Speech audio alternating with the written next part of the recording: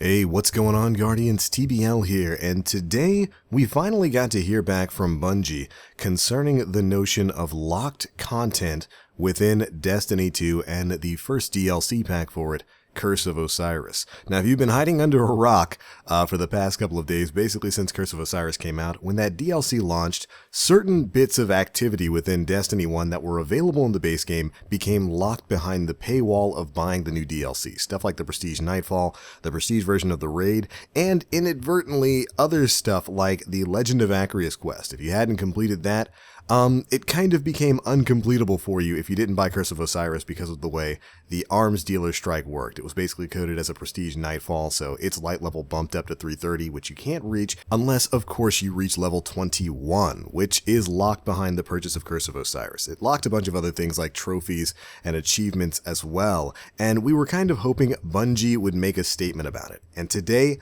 they did. Earlier today, they put up a blog, and we're going to be going over that blog, talking about what's going to be changing within the world of Destiny and how exactly Bungie has addressed this issue. It's pretty in-depth, so we're going to go over the entire thing. They posted a blog titled Expansion and the Season Access Update. With Curse of Osiris now live, it's clear that we've made some mistakes with how we have handled content access. We would like to talk through the reasoning behind our decisions so far and what we are committed to changing moving forward. The Destiny in-game features a variety of activities and playlists that we want to remain relevant to players as they grow more powerful. In Destiny 1, as your character grew more powerful throughout each expansion, some of our best content, like Vault of Glass, was left behind and lost its relevance for players. We wanted a better solution for Destiny 2, where all of our in-game activities could stay relevant as each expansion causes your Guardian to grow more and more powerful. The following were our goals when we separated normal and prestige modes. The normal Leviathan raid and the normal Nightfall would always stay at a power level that was accessible to all players. And prestige difficulty would always rise to the new power cap. It could be the pinnacle of challenge with the most prestigious rewards, but it therefore would require you to own the latest expansion and be at the new power cap. Additionally, the game provides seasonal, time-limited PvP playlists, Trials of the Nine and Iron Banner. These activities and their rewards are meant to evolve each season, as they utilize new maps, so they would require you to own the latest content. To play the latest season of Iron Banner and Trials, and earn the new rewards, players would need to own Curse of Osiris. We've heard from the community that both of these plans aren't working. The Prestige Raid was a novel experience that players value, even if they don't own Curse of Osiris, and it was a mistake to move that experience out of reach. And throughout the lifetime of the Destiny franchise, Trials has always required that players own the latest expansion. However, for Destiny 2, Trials of the Nine launched as part of the main game, so it's not right for us to remove access to it. To make matters worse, our team overlooked the fact that both of these mistakes disabled trophies and achievements for Destiny 2. This was an unacceptable lapse on our part, and we can understand the frustration it has caused. Therefore, this week, we will release a hotfix that will make the following changes. The Prestige Leviathan raid will be brought back down to power level 300, and its rewards will drop to match the new power level. As a result, all players will regain access to the Prestige raid. This will allow access to the Prestige Achievement Trophy for all players, and it will allow all players the ability to complete the final step for the Legend of Acreus exotic shotgun. Next, Trials of the Nine will only require Curse of Osiris when it features a Curse of Osiris map. For all other weeks, it will be available to all players.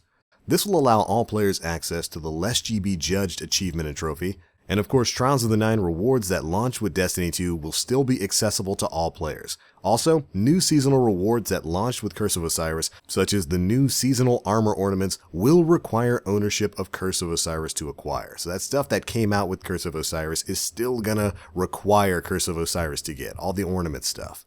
Next, the Prestige Nightfall will remain a pinnacle activity at the new 330 power cap. This means that the Prestige Nightfall will require ownership of Curse of Osiris and other DLCs moving forward. Because of this, we will update the Prestige Achievement and Trophy to only reference the Prestige Raid, rather than the requirement being complete a Prestige activity, either being the Prestige Nightfall or the Prestige Raid. Now, that trophy is going to be tied to the raid itself. And moving forward, we are investigating adding a third difficulty to all Prestige activities, so that we can provide both a challenge that stays relevant with each new expansion, and a Prestige version that is available to all players. The normal Nightfall will only require Curse of Osiris when it features a Curse of Osiris map. For all other weeks, it will still be available to all players. And finally, for time-limited events like the Iron Banner, Faction Rally, and the Dawning, these will be made available to all players, whether they've bought the DLC or not. But because of that, they are going to be postponing tomorrow's Faction Rally to ensure that all of their players can access the activity and the appropriate rewards. Iron Banner and Faction Rally rewards that launch with Destiny 2, of course, will still be accessible to all players, but of course the seasonal rewards, like the armor ornaments that were going to be for the Iron Banner and for the factions and whatnot, those still will be tied to Curse of Osiris since that's when they came out.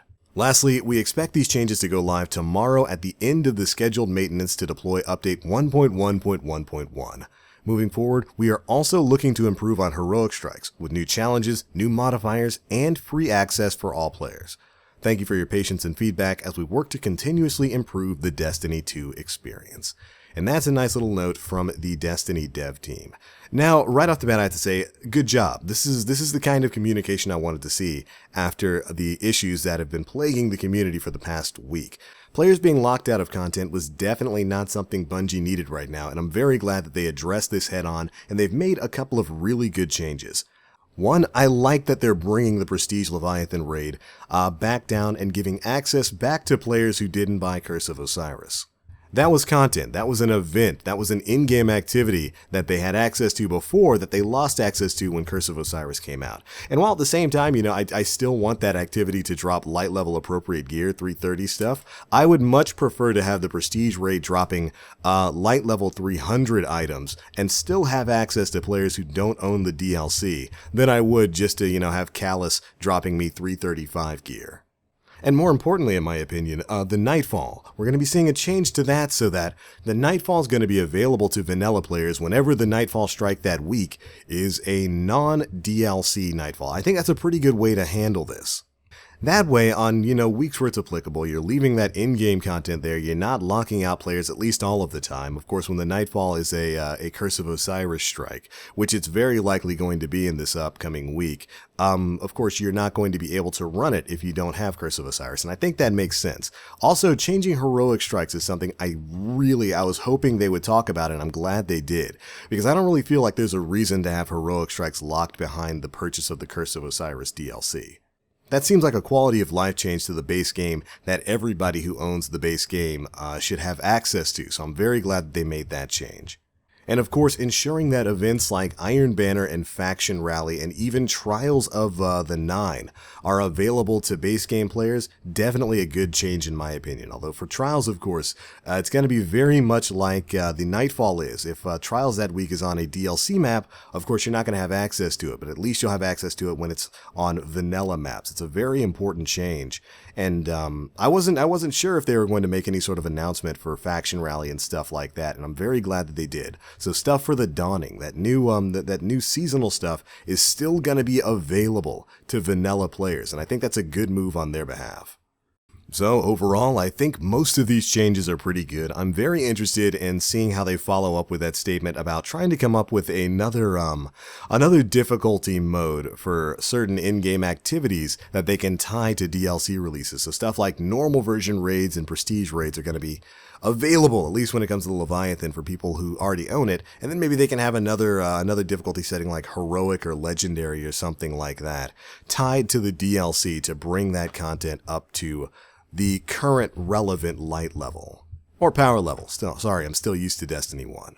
But overall, I think this was a good step. Most of the stuff I heard in here was good. It's exactly what needed to happen, and I'm very glad Bungie took the time, the devs there took the time to address this before this issue went on a little bit further, because people being locked out of content is never a good thing, and I'm glad that the community made a loud enough, smelly enough stink to get some real responses to it. It's a very important issue.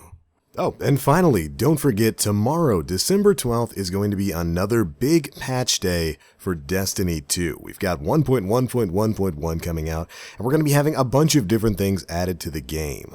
Biggest of which is no doubt going to be the introduction of the Masterwork system. That's right, Masterwork weapons and drops are going to be going live tomorrow. Also, we're going to be seeing some changes like the gift consumables coming to Commander Zavala and Lord Shaxx.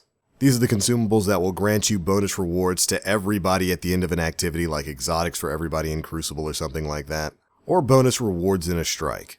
This week we'll also be getting some of that exotic engram duplication protection programming, and stuff like Xur's Faded Engram, so keep an eye out for that. And of course, finally, the Prometheus lens. I hope you guys had a fun weekend of just setting everything in the world on fire, because that nerf is going to be coming in hot in tomorrow's patch as well. And Bungie's actually gotten ahead of themselves and talked a bit about the nerf that's coming in. They said they didn't really have too much time to fully playtest this thing and tune it. So basically when they nerf it, it's going to get nerfed hard. It's going to be way too weak when that patch comes into effect tomorrow. And they went on Twitter to warn us that the gun might be a little bit weak after that patch finishes implementing tomorrow. And they'll be working on it to bring it back up to a more stable level in their next big patch release.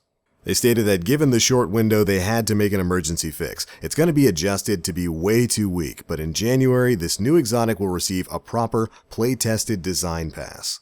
So just so you know, the Prometheus lens nerf is coming, and it's going to be a heavy-hitting one.